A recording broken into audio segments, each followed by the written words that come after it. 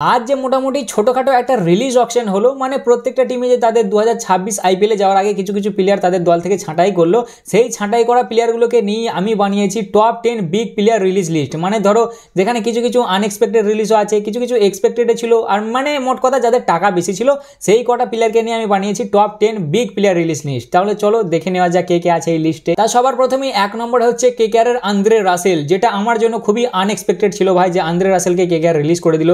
2 নম্বর হচ্ছে ভেঙ্কটেশ আয়ার, যেটা আমার এক্সপেক্টেড ছিল। 3 নম্বর হচ্ছে আরসিবি লিয়াম লিভিংস্টিন, যেটা আমার এক্সপেক্টেড ছিল। 4 নম্বর হচ্ছে পাঞ্জাব কিংসের গ্লেন ম্যাক্সওয়েল, যেটাও আমার এক্সপেকটেশনের ভেতরেই ছিল। আচ্ছা 5 নম্বর হচ্ছে তোমার সিএসকে এর মাথিসা পাথিরানা, যেটা আমার জন্য আনএক্সপেক্টেড ছিল। 6 নম্বরে এলএসজির আকাশদীপ, যেটা আমার কাছে আনএক্সপেক্টেড ছিল। 7 নম্বর হচ্ছে রবি বিষ্ণোই, যেটা একটু একটু এক্সপেক্টেড ছিল। আর 8 নম্বর হচ্ছে ডেভিড মিলার, এটাও ছোটখাটো এক্সপেক্টেড ছিল।